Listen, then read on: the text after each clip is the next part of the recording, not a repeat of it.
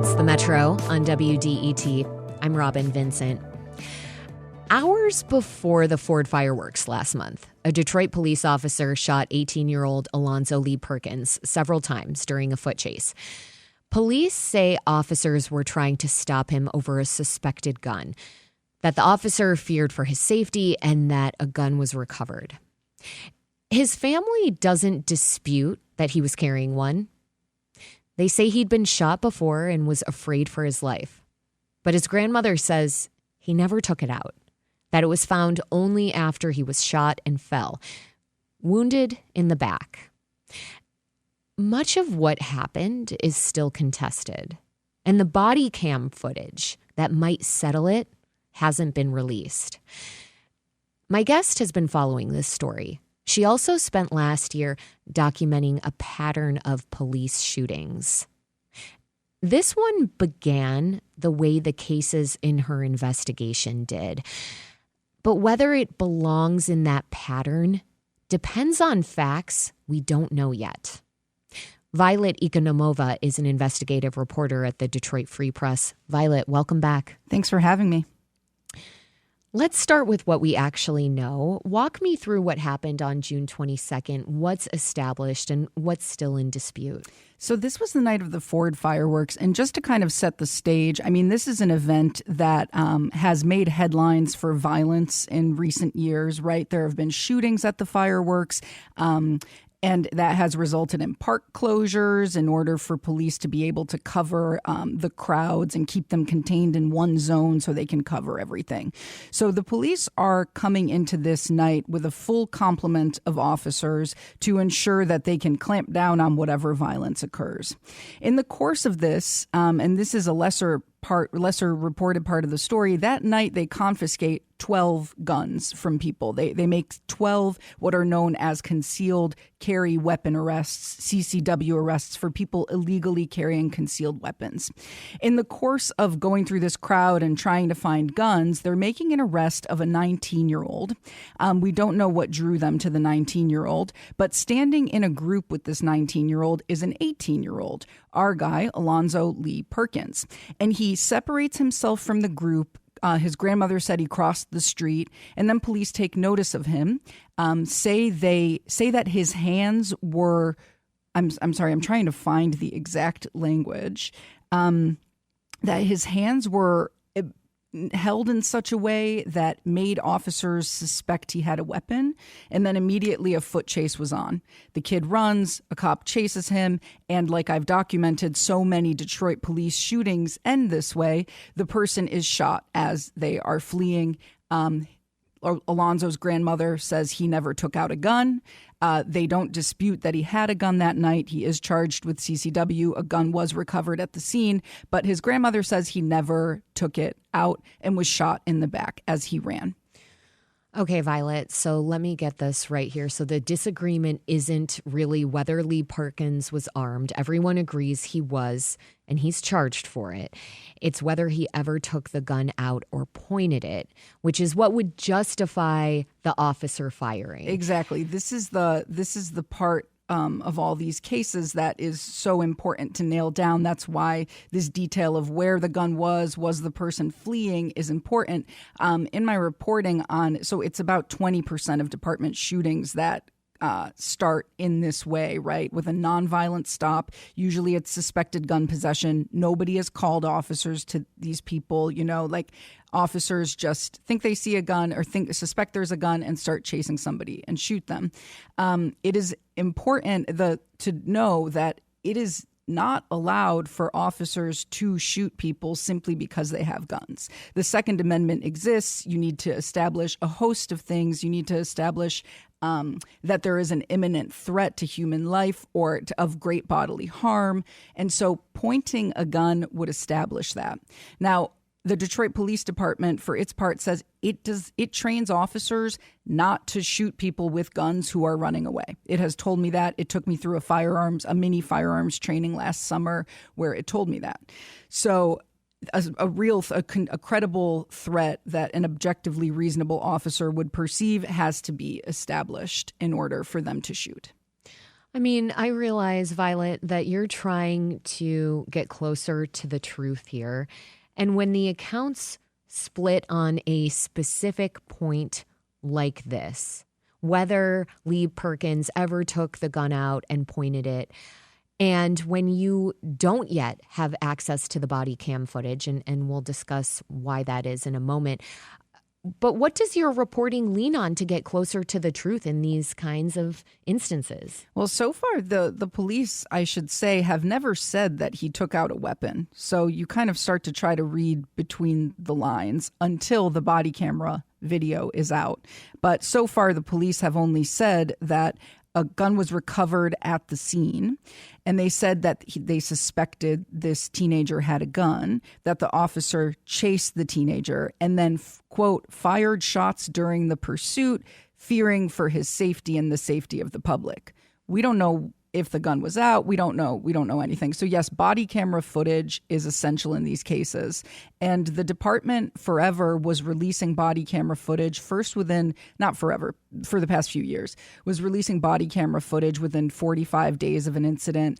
Then they reduced that to 30, and Detroit City Council passed an ordinance essentially codifying this into like local law. And under that ordinance, footage is supposed to be released every 30 days.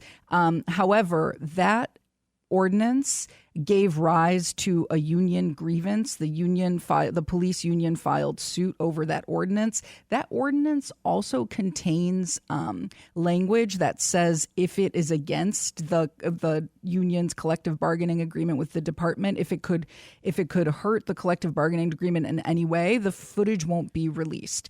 And there was a case last year. There was a case when police said the police chief suspended an officer after pulling a woman over because of an obscured license plate or some such. They were involved in a high-speed chase in which the officer shot while I believe the vehicles were moving. There were a host of policy violations, and the police chief was did suspend this officer without pay. In that case, the video has not been released. So now it's a little more hit or miss whether we get video. Let me bring it back to Lee Perkins if I could. I want to get the body cam thread right in this instance. So Detroit passed an ordinance meant to force this footage out within 30 days. But days after it passed, the police union got a court injunction. So that clock isn't really running. And the law is full of exemptions that fit this case anyway. So what would actually force this video out? In the past, before the department had a video ordinance, before it had a video release policy, in the era of Police Chief James Craig, the things that used to get video out were public outcry.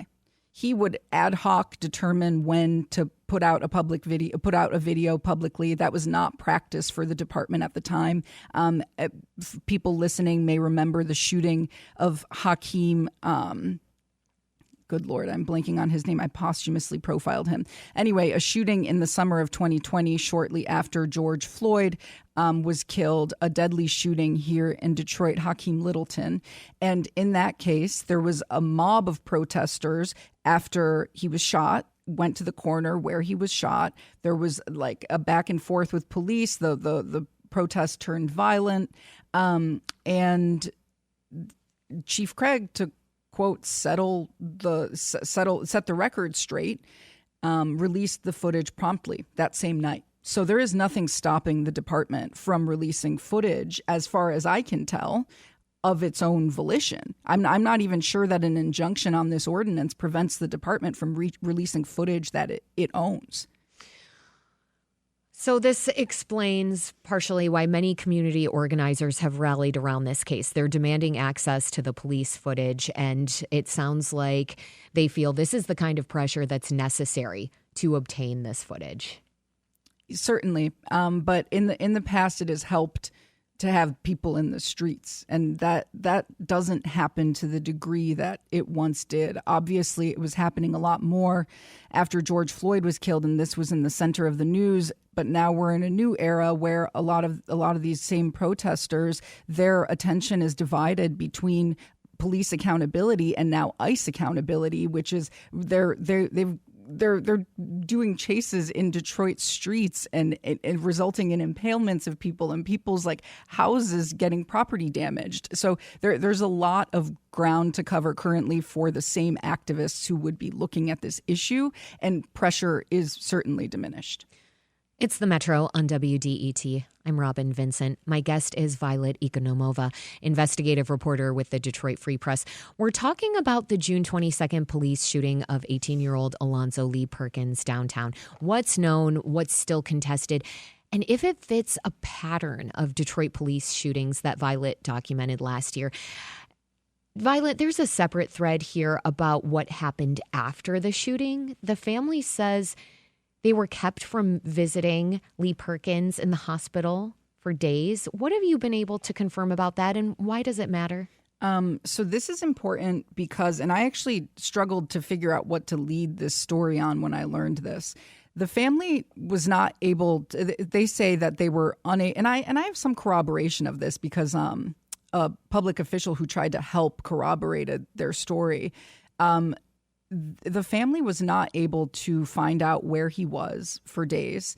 They were told he was being held as a prisoner. So they were actually unclear at points whether he was in the jail or if he was in a hospital. They knew that news reports said he was in critical condition.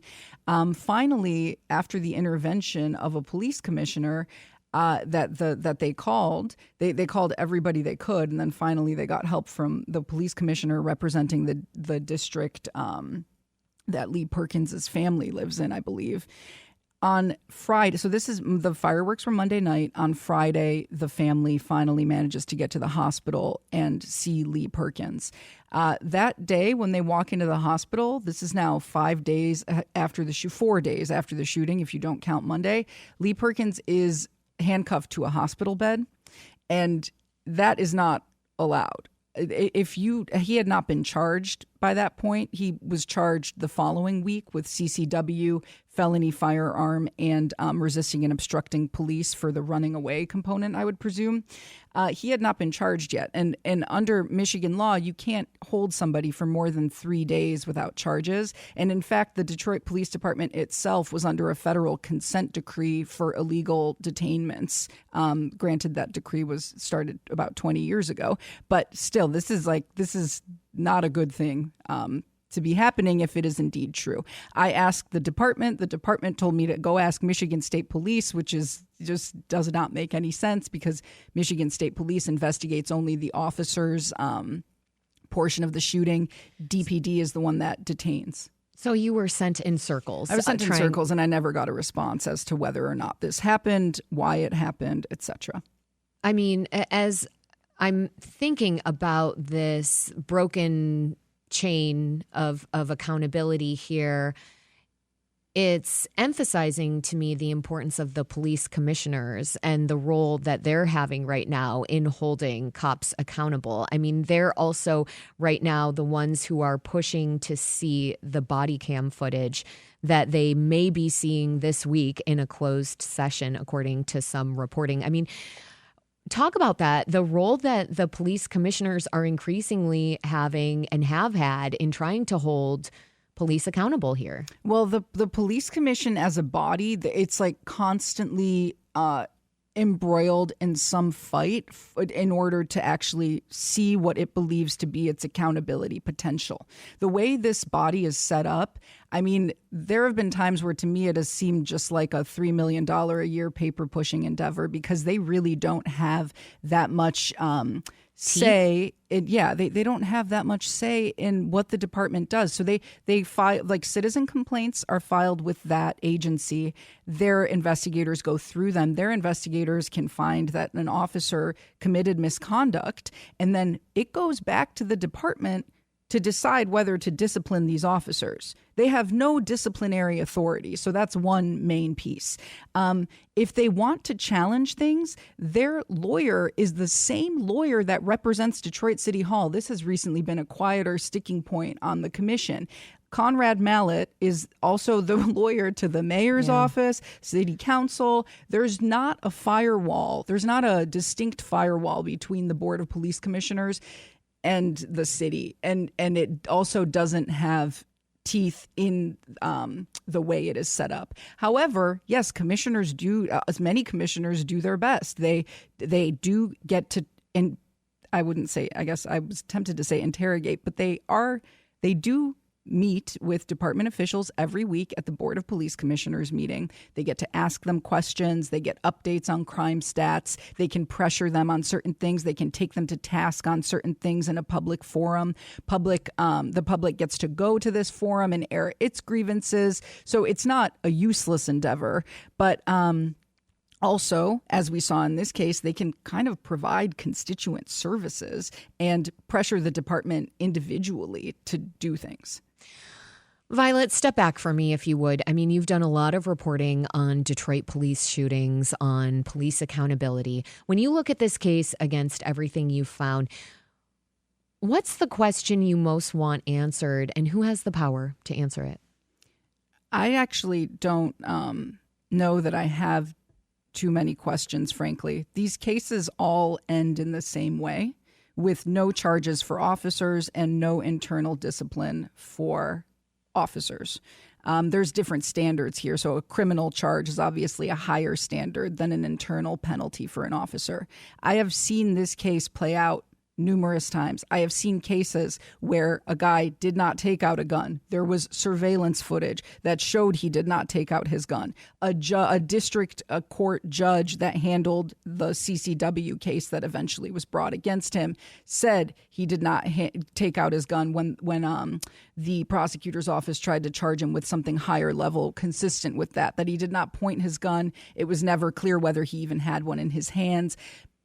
No officer has ever gotten in trouble. It's really hard to get officers are very rarely charged in a case where there is a gun, because a gun can almost always be treated as a threat, seen as a threat, right? Across the country, I know of only one case where somebody had a gun and an officer was criminally charged. So there's a massive gap between what the law allows, because this is really wobbly language the Supreme Court agreed to, objective reasonableness standard, versus what the department trains. And the department thus far has never disciplined a cop in the past 10 years for shooting somebody who is running away from them. It sounds to me like the question you have is one of accountability and what police accountability should look like. I would say I don't know that it exists in these situations. So I've kind of stopped asking the question and moved on to other stories. Violet Ekonomova is an investigative reporter at the Detroit Free Press, and she's been covering the Detroit Police Department's use of force and police accountability. Violet, thank you. Thank you.